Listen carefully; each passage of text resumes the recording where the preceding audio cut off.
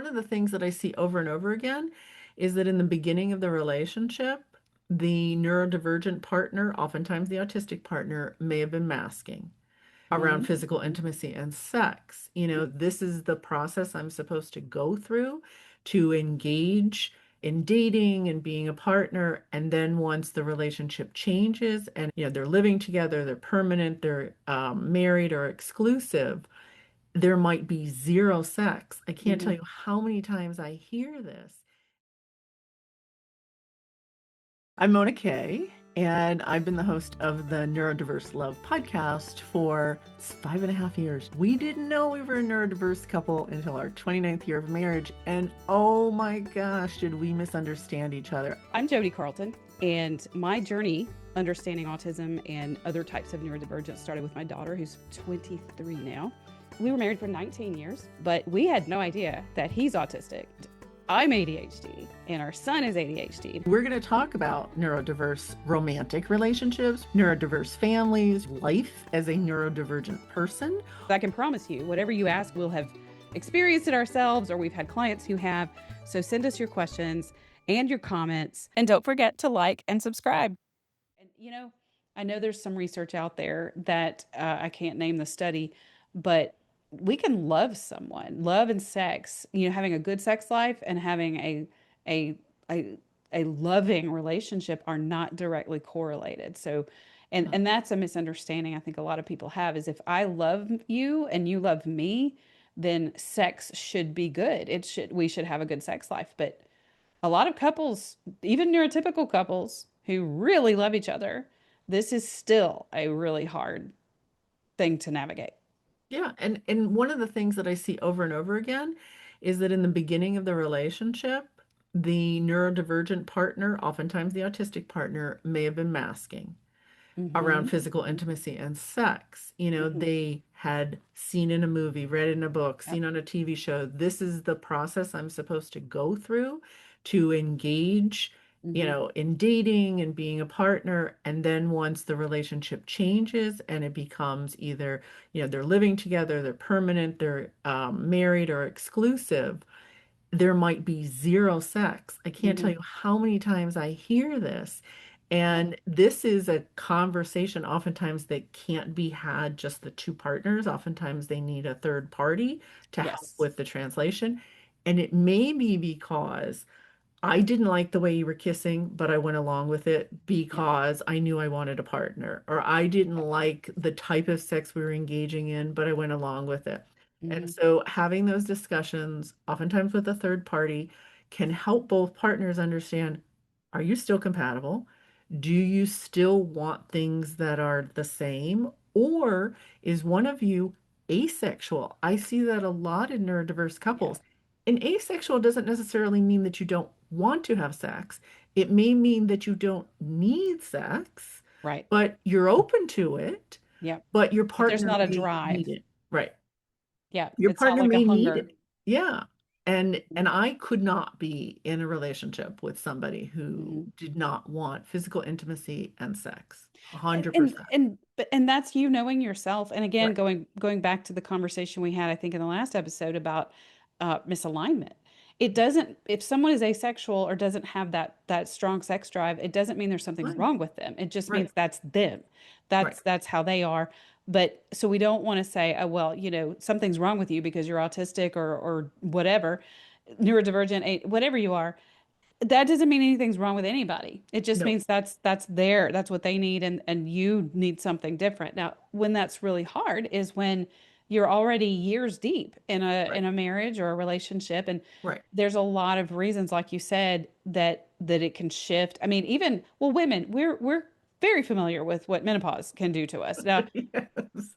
you're still hot to trot, it sounds like.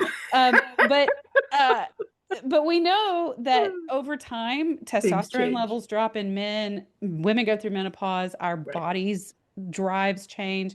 Yes. So there's so many variables, but back to what you were saying about dating, the this is something I see a lot. I've definitely experienced this in my own marriage, where there's a dating script or template for courtship, and it usually involves sex and romance. And then there's often this shift to either, even just living together, but marriage, and now we're married, husband and wife, and then now we're parents. It's oftentimes it's not even conscious. It's this Mhm. subconscious rule book that Yep. we have. It may be based on what we grew up seeing in our family of origin. It may be what we see on TV. Um, but it comes from somewhere. And so many couples don't have the same script, and they Hmm. don't know they don't have the same script for what Yep. that's going to look like. And so I really think you and I both work with couples who are way into this. I Mhm. have couples who are in their 70s that I work I with. do too. Yes. I also work with younger couples too, but I Yes. think it's so important. I actually worked with a couple about a year and a half ago, and they were dating and engaged. They were in their 30s, and so they both knew she's ADHD, he's autistic. They said we need to get coaching now, and I just was like, oh, I'm so glad you're here, because they understood that there were differences there, and I think it's so important to get help before there's a problem. You Yes. want to you want to get help to understand your alignment, understand what your own expectations are. You may not realize that some of the things that you're expecting are not just normal and what everybody expects. And boy, after being in this profession for decades, there is no such thing as normal, and Mhm. what people expect and what people think marriage and family is going to be like. There's just not. And so having those conversations early are so important. But if you're knee deep in it, oh, It's hard. it's hard, and you really you need someone to help you navigate it. And I also want to let me finish my tangent here, and then I'll shut up so Yeah. you can talk. Um, but speaking to other therapists and who are listening, and if you're trying to find somebody, you really have to find someone who's neurodivergent fluent, not just someone who's aware of neurodiversity. And Hmm. what I mean is that we're definitely neurodiversity and neurodivergence is more on the radar of therapists Hmm. and providers out there. But there's a difference between really getting it and really understanding it and knowing it, having lived it, and Yes. just kind of knowing it exists. Yes. And you really have to go to Yes. somebody who gets it. And I'm not criticizing the other my No. colleagues out there, but they need to know their limitations too. Like I Right. won't touch substance abuse with a 10-foot pole as a therapist because I'm not trained in it and I don't know how to work with it. So you need to find someone, a coach or a therapist who really understands, and you want to ask them, what's your experience? Do you have lived experience? And most of us in this field who have will tell you, yes, we have lived experience with this. Yeah. So yeah, I'll I shut think up. it's so, no, I think everything you said is so important.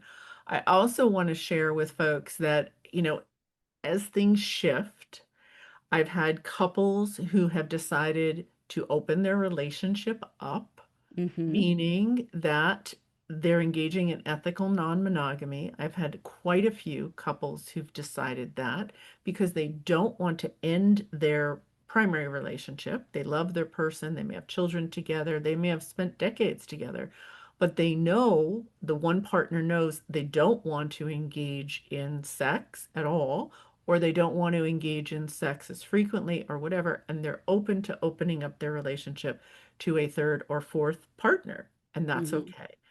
Also, there are couples that I've worked with, they have separate bedrooms, and that allows them to plan and schedule Mm-hmm. intimacy. Mm-hmm. It may not be so romantic for one partner, but you schedule everything else in your life, so Mm-hmm. you can schedule intimacy. And that allows the person who needs more bandwidth or needs Mm-hmm. more decompression time or just really gets dysregulated by having somebody else in the bed with them, Yeah. hearing the snores or the sounds or the Mm-hmm. Mm-hmm. farts or whatever. So there are accommodations that can be made so couples can have a great, sex life or more physical intimacy, but sometimes without the third party, it becomes impossible because you're constantly judging each other. You feel criticized, you Mm-hmm. feel judged, Mm-hmm. and even neglected or not valued. Mm-hmm. And that's not usually in the intent of either partner. They just don't understand each other, Yeah. right? And that third partner or that third person can be any a range of roles. It can be an emotional partner. Mhm. It may not even be a sexual partner. It might be a sexual partner, but it may just be someone who's where you have emotional intimacy with somebody, but Yeah. you still really love and you have this great relationship with your marital partner, but there's not an emotional intimacy there. Sometimes we build this in without even realizing it's a lot of Mhm. women, especially, we have emotional intimacy with a girlfriend, but it's not a sexual relationship. What I really strongly emphasize about that, though, is that you don't need to navigate that by yourselves. So if you think you might be interested in this, you really need to navigate that with a provider, with a therapist or a coach, because that person will be able to walk you through what is it that you're missing, what is it that you're needing, understanding the other partner, and make sure nobody is fawning and just saying, Yes. okay, whatever, and getting hurt. Because I have seen that a lot too, where Yeah. couples have tried to navigate it on their own, and one person really feels like they're both okay, but the other partner's really not okay. And so you need someone to help you navigate it, to make sure everybody's okay and it's safe for everybody, or how to go about it.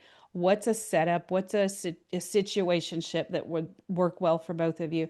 I've worked with couples too, like you're saying, where it was actually a relief to one Mhm. partner that the other one went out and was able to be sexual with somebody else because the pressure was off of them.